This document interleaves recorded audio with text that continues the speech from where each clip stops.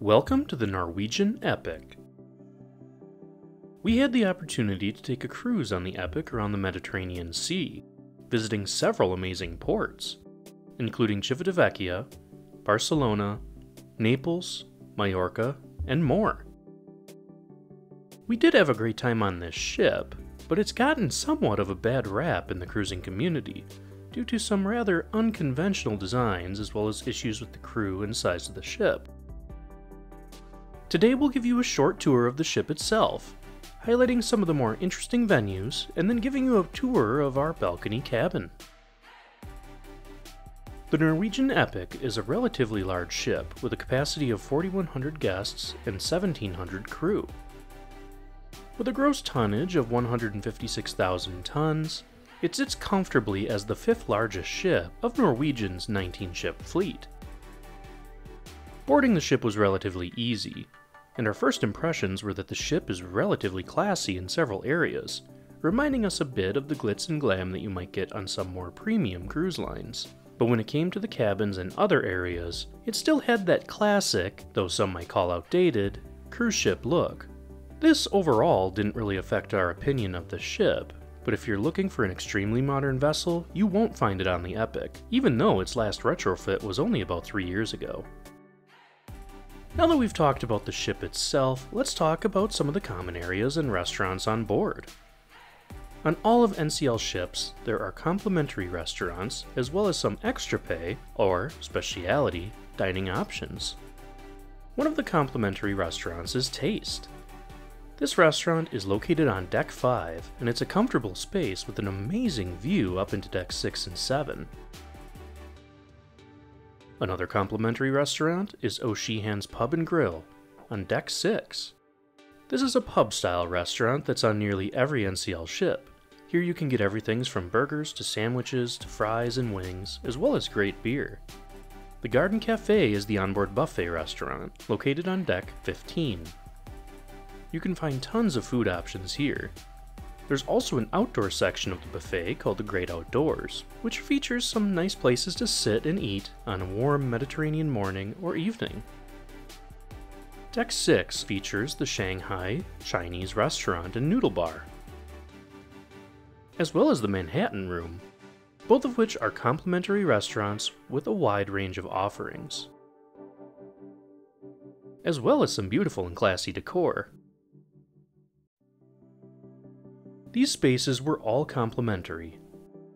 However, there are also several speciality restaurants, including Moderno Churrascaria, a Brazilian restaurant, Wasabi, a sushi and yakitori bar, La Cucina, an Italian eatery, Cagney's Steakhouse, an American-style steakhouse, Le Bistro, a French restaurant, and Teppanyaki, a hibachi-style restaurant where the chef makes the food right in front of you.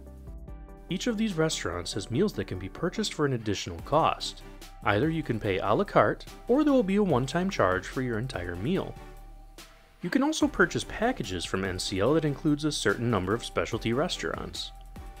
Either way, you do have to pay extra.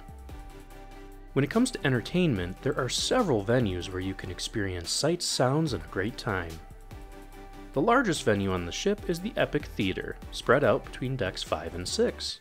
Here you can watch theater shows, musical acts, and more scheduled each evening.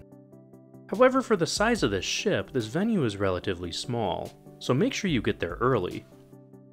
Near the Epic Theater on Deck 6 is the Spiegel Tent, a rather oddly shaped venue meant to mimic a circus tent.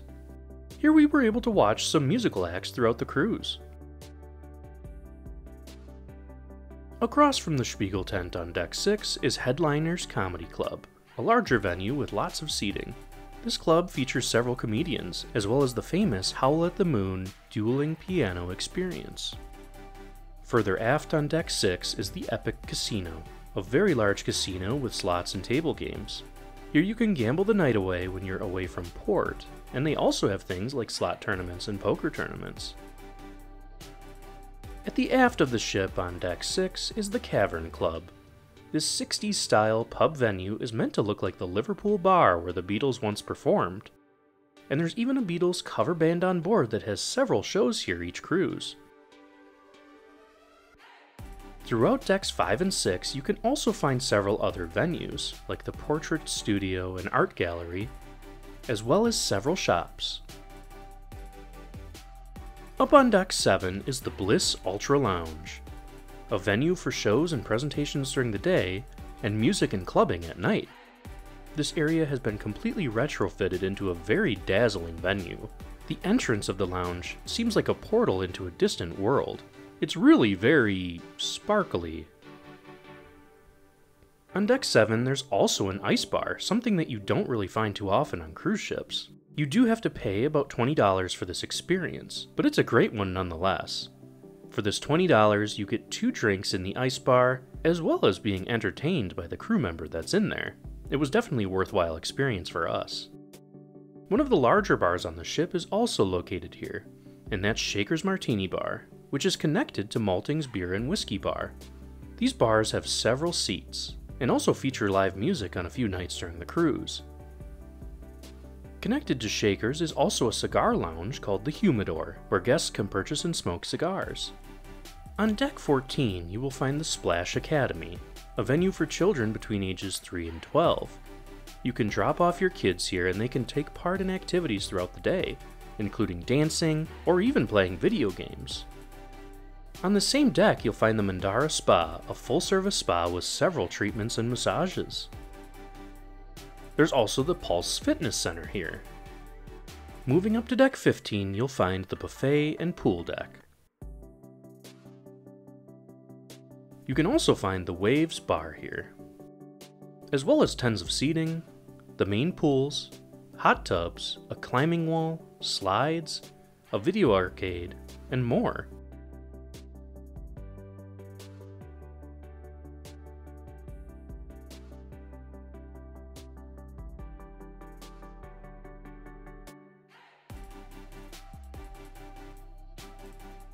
There is also an adults-only pool area in the aft of the ship called Spice H2O.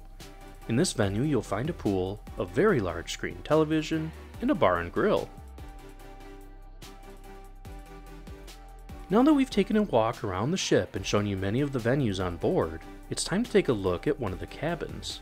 One of the main complaints about this ship is the odd shape of the cabins. They're definitely different than on any other NCL ship, but let's see what you think of them. Our room was a club balcony suite. We stayed in room 9095 on deck 9. Our first impression of the cabin was that it seemed relatively spacious. It was very long, but also quite narrow. As we walk in, you can see one of the first major complaint areas. The bathroom is directly by the door, separated from the main part of the room with only a curtain. It really is an odd design. On one side of the room is a toilet area, which has a sliding frosted glass door. The space is actually a very decent size. On the other side of the room is a shower area, again having its own frosted glass door. While the separation between the shower and the toilet was nice, we found this design extremely odd. In the shower, you'll find some shower gel and shampoo and body wash, which are refilled often. The shower, like the toilet area, was again very spacious. Outside of the bathroom curtain area is the sink, which was fairly small, but we would say pretty average compared to many other ships. On this vanity is a mirror and several drawers. There's even this nifty laundry basket, which we found quite useful throughout the cruise. Again, you'll find soap here, so no need to bring your own. Let's take a look at the rest of the room. Again, we said this was a club balcony suite, which is slightly larger than the regular balcony cabins. Honestly, the design is almost exactly the same, except that the bathroom area, including the shower and toilet rooms, are slightly larger, and the main room area is slightly larger as well. However, the other rooms are just as narrow. One wall is a long set of cabinets, closets, and a television area. The first set of closets comes with a full-length mirror, which is nice. And there's plenty of hanging space inside for several types of clothing, including dresses.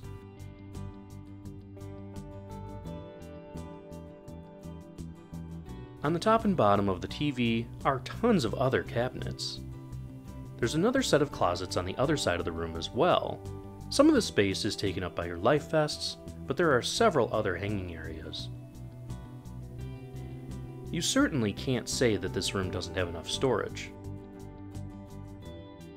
In addition to all this, there's also cabinets underneath the TV. Moving over to the bed, we found that it was rather large and comfortable, similar to what we've experienced on other NCL ships. There is this large circular light above the bed, which was a feature we found quite odd. We'd wake up in the morning feeling like we were being abducted into a spaceship or something.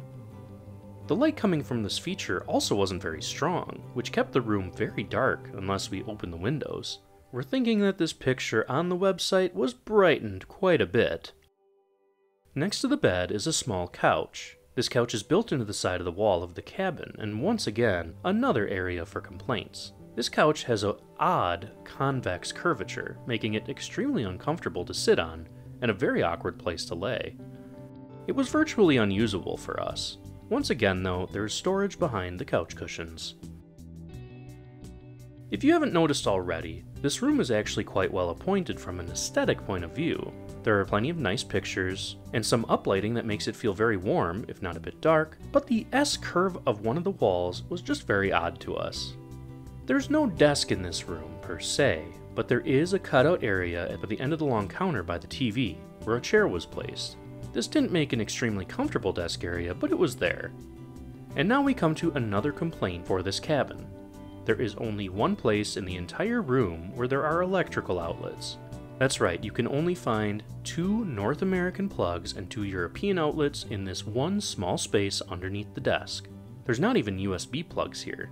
Luckily they do have a separate hairdryer in the room, so you don't have to take up plug space with that. The television in the room is a decent size and perfectly placed if you want to sit on the bed or the couch. With the TV, you can do many things like making reservations for shows or restaurants, learn about the ports you're visiting, check your bill, and more.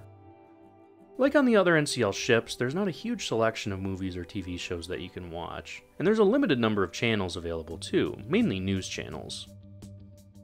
Now we come to probably one of the best parts of the room, the balcony. In the club balcony suites, the balconies are actually a very nice size. You'll find 2 chairs and a small table out here. However, one complaint we had again about this ship is that for about 60% of the balcony cabins, you can't look directly down at the water. Unlike many other ships, the lifeboats on the Epic hang outside the frame of the ship, meaning that they obstruct your view to the water below. Now, our balcony suite 9095 was not listed as an obstructed view cabin. So that does it for our tour of this ship. Overall, we did have a great time on this cruise. While the Epic is certainly one of the most peculiar ships we sailed on, we didn't let any of that get in the way of us having a great time.